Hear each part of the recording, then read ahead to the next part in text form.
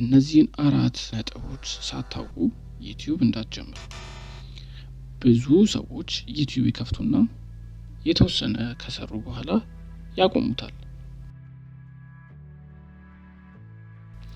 ለምንድን ነው ብላችሁ ከጠይቃችሁ እነዚህን 4 ዋና ነገሮች ስለማያውቋቸው ነው።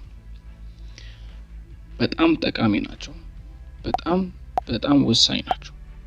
አሁን ላይ በሶሻል ሚዲያ ላይ በቲክቶክም በዩቲዩብም በጣም ትልቅ ቦታ ደርሰዋል ብለን የምናስባቸው ሰዎች ከምን ተነሱ? መቼስ ሁሉም ሰው ከዜሮ ነው የተነሳው። ዛሬኛ እንደምንጀምረው ማለት ነው። ግን ከዜሮ ተነስተው እንዴት አሁን ያሉበት ቦታ ላይ ደረሱ? ምንስ ተጠቀሙ? የወሰኑት ውሳኔስ ምን ነበር? የሚሉትን ነገሮች እንመለከታለን። ብዙ እንደዚህ አይነት ሐሳቦች ዩቲዩብ ላይ ሊኖሩ ይችላሉ። ግን እነዚህ የምነግራችሁ ነገሮች ከየትም ስላልሰማችሁት ይሄንን ሐሳብ ወደ እናንተ ይዤ መጥቻለሁ። ስለዚህ ቀጥታ ወደ ሐሳቡ እንግባ። አንደኛው ምንድነው? ዩቲዩብ ለመጀመር ካሰባችሁ የመጀመሪያ ማድረግ ያለባችሁ አንደኛው ሐሳብ ነው። ሐሳብ ማለት የምትሰሩት ኮንተንት ምን አይነት ሐሳብ ያለው ኮንተንት ነው።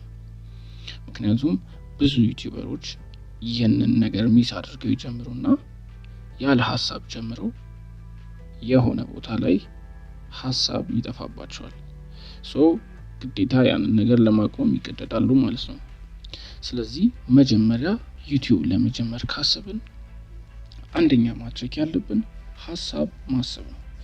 ያኛው ሐሳብ የምናስበው ሐሳብ ደግሞ ከኛ ፐርሰናሊቲ ጋር የሚሄድ ከኛ አቋም ጋር የሚሄድ ከኛ ጋር ፊት ሊያደርግ የሚችል መሆን አለበት። ስለዚህ የሆነ ሰው ሲሰራው ስለተመቸኝ አይደለም መስራት ያለብኝ። እያንዳንዱ ሰው በውስጡ የተቀመጠ የራሱ የሆነ ብራንድ አለው። ያንን ብራንድ ነው ማውጣት አለበት ብዬ ማስበው። ስለዚህ የመጀመሪያው ስቴፕ ሐሳብ ነው። ምክንያቱም ከጀመራችሁ በኋላ የማታቆሙት እንዲሆን ማለት ነው። ማንም ሰው ጀምሮ ማቆም የሚፈልግ ሰው የለም። ስለዚህ ለዚህ መፍትሄው መጀመሪያ ዩቲዩብ ከመጀመር በፊት ሐሳብ ማሰብ ነው። ያንን ሐሳብ መጀመሪያ በጽሁፍ ማስቀመጥ ብዬ እመክራለሁ። ያንን ሐሳብ በጽሁፍ ማስቀመጥ በጣም ይጠቅማል ብዬ አስባለሁ። የምትጀምሩት ኮንተንት አንድ ብቻ ላይሆን ይችላል። ስለዚህ እነዛን ኮንተንቶች ከአንድ በላይ የሆኑትን ኮንተንቶች በማስታወሻ ላይ ጽፋችሁ እነዛን ሐሳቦች በደንብ ሜዲቴት ማድረግ አለባችሁ ማለት ነው። ስለዚህ ሐሳቡን ከጨረሳችሁ በኋላ የሁለተኛው የሚመጣው ምንድነው? ውሳኔ ነው። ይሄኛው ሁለተኛው ስቴፕ በጣም መሰመር ያለበት ስቴፕ ነው። ምክንያቱም አንዳንድ ጊዜ ዩቲዩብ ለመጀመር በጣም ቻሌንጅ የሚያደርገን ነገር ሊኖር ይችላል። በተለይ ካልወሰንን ማለት ነው። ዩቲዩብ ለመጀመር ላለማቆም መወሰን፣ ባሰብነው ሐሳብ ላይ እስከ መጨረሻው ድረስ መቆየት ማለት ነው።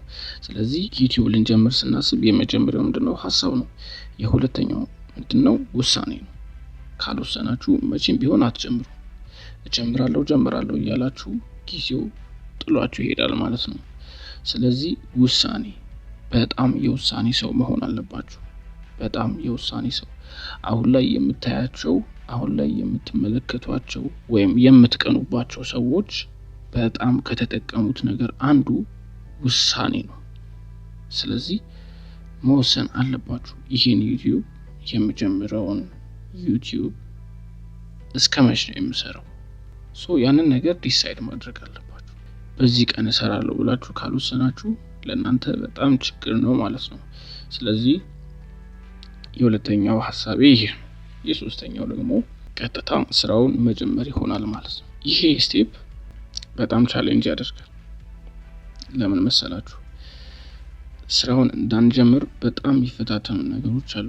ከነዛ ውስጥ መካከል ፍርሃት ሊሆን ይችላል። ኮንተንቴ ሰው ጋር ባይደርስስ ብሎ መጨነቅ ሊኖር ይችላል።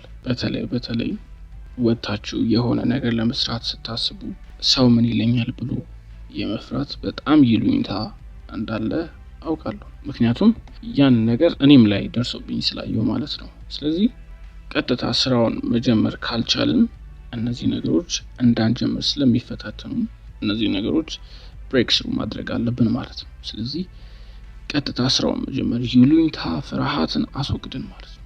የመጀመሪያው ሐሳብ አለ። ከዛም ባሰብነው ሐሳብ ላይ መወሰን አለብን። በወሰንነው ውሳኔ ላይ ደግሞ ስራ መጀመር አለብን ማለት ነው። ወስነን ከተቀመጥን እነዛ ፍርሃቶች ይዙናል። ኮንተንቴ ባይታየልኝስ ልፋት ብቻ ቢሆንስ የሚሉትን ነገሮች ልናቆማቸው የምንችለው ስራ በመጀመር ነው።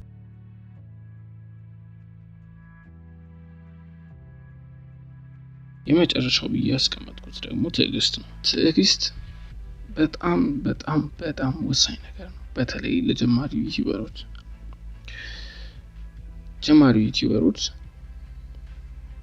የሆነ ኮንተንት ክሬት አድርገው ለመጀመር ያስቡና ኦሬዲ ወደ ስራው ከገቡ በኋላ በጣም ከሚያስቸግራቸው ነገሮች አንዱ ትዕግስት ማጣት ነው።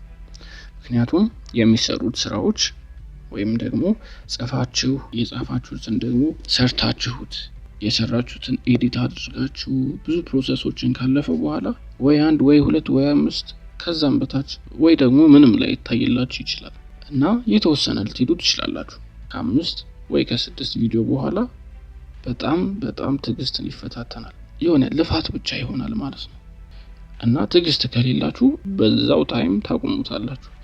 ለምንድን ነው ብዙ ሰዎች ዩቲዩብ ለመጀመር አስበው የተወሰነ ከሄዱ በኋላ ያቆሙበት ሪዝን ምንድነው? ትዕግስት ነው። ትዕግስት ቢኖራችሁ አሁን ላይ ስኬታማ ብላችሁ የምታስቧቸውን ሰዎች እነሱ ጋር ከነሱም የተሻለ ዩቲዩበር መሆን እንደምትችሉ በደንብ እርግጠኛ ነኝ። በመንሰራቸው ስራዎች በልፋታችንም ሊሆን ይችላል፣ ልንለፋ እንችላለን፣ ብዙ ታይም ልናሳልፍበት እንችላለን። ግን በዛ ውስጥ መርሳት የሌለብን ነገር ትዕግስት ነው። የሆነ ቀን ላይ አይታወቅም በአንድ ቪዲዮ ቻናላችሁ ቡስት ሊያደርግ ይችላል። ስለዚህ ያቺን ታይም መጠበቅ ነው ማለት ነው እና በጣም ታጋሽ መሆን አለባችሁ። ስለዚህ እነዚህን 4 ነጥቦች ምናልባት መጀመሪያ እንደነገርኳችሁ ብዙ ዩቲዩበሮች ያልተናገሩት እንደሆነ አውቃለሁ። ለምን ብዙ ኖቲስ የሚደረግ ነገር ስላልሆነ ኮርሶች የሚሰጡ ዩቲዩበሮች እነዚህ ነገሮች ብዙ የሚስተዋሉ ነገሮች ስላልሆኑ አይናገሯቸውም። እኔ ደግሞ ካሳለፍኩት የስራ ልምድ ያገኘሁት አንዳንድ የውስጥ ስኪሎች ስለሆኑ እነዚህ ነገሮች በደንብ እንድታስተውሉ ሪኮመንድ አደርጋችኋለሁ። የመጀመሪያው ሐሳብ ባሰብነው ሐሳብ ላይ መወሰን፣ በወሰነው ውሳኔ ላይ ስራ መጀመር፣ ፋይናሊ በመንሰራው ስራ ደግሞ ትዕግስት ሊኖረን ይገባል ማለት ነው። ስለዚህ በጣም በጣም ታጋሽ መሆን አለብን። እነዚህ ነገሮች ከፈጸምናቸው የምናስበውን እንሆናለን ብለን ያሰብነው ወይም እንደርሳለን ብለን ያሰብነው ደረጃ ላይ የማንደርስበት ምንም አይነት ሪዝን አይኖርም ማለት ነው።